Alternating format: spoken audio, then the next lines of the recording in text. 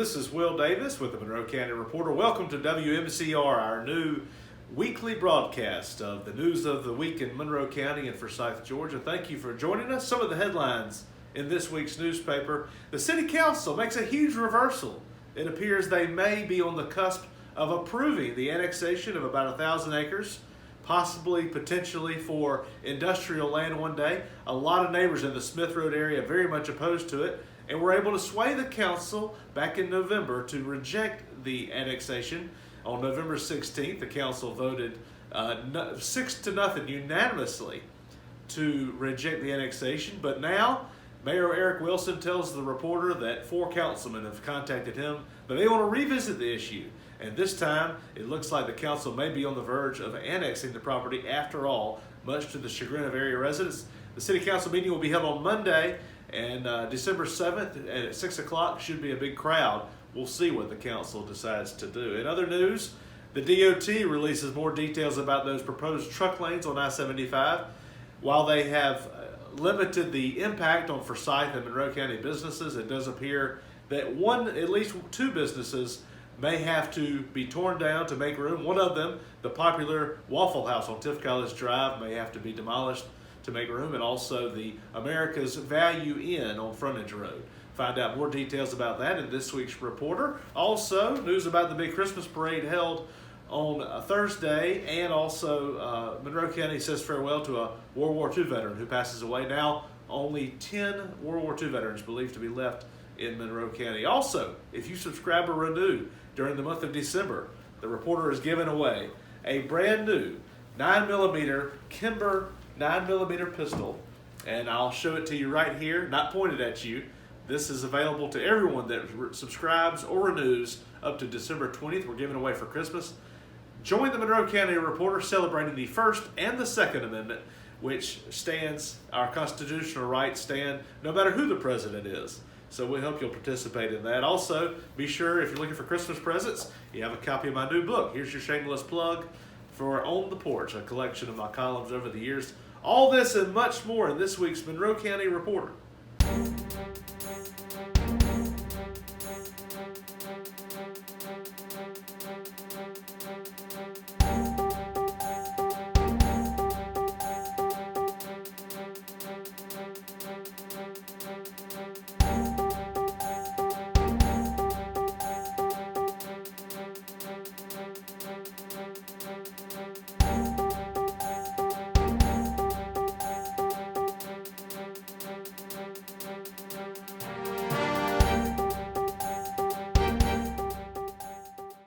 In this week's Reporter, find out about how the Monroe County Jail has handled the COVID crisis this year. Actually been very successful if you read Griffin Hicks' report on page 2 of this week's edition.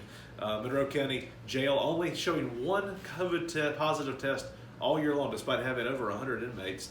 In other news, a nurse at a local nursing home has been charged with stealing pain pills from the nursing home in her private part. So you'll find out more about that. Plus, yet another chase by the Monroe County Sheriff's Office. Another suspect apprehended, this one from Macon, after a harrowing chase on Highway 42. Ended up destroying a brick entrance to a driveway. Find out more about that in this week's Monroe County Reporter.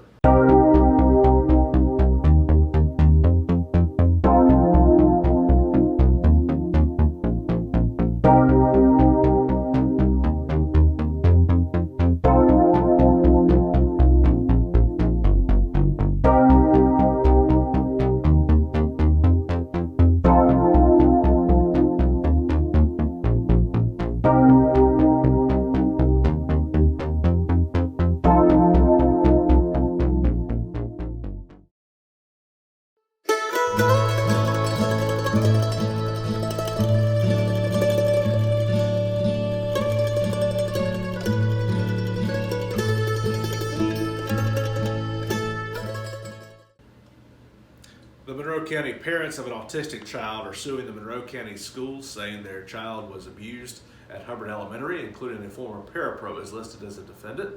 Find out more on page 3 of this week's Reporter. Plus, in other news, Monroe County schools go to alternate days due to the COVID crisis, alternating the middle and high schools where students will only be attending in-person classes 2 days a week. Also, Superintendent Mike Hickman announces he's tested positive for COVID. Find out all the details in this week's Monroe County Reporter.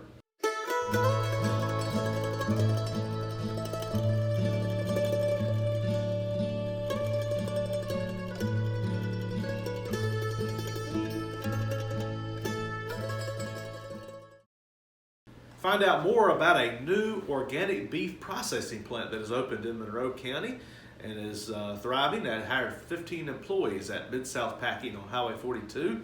Learn all about that, as well as the Monroe County Commissioners will be considering some tiny houses.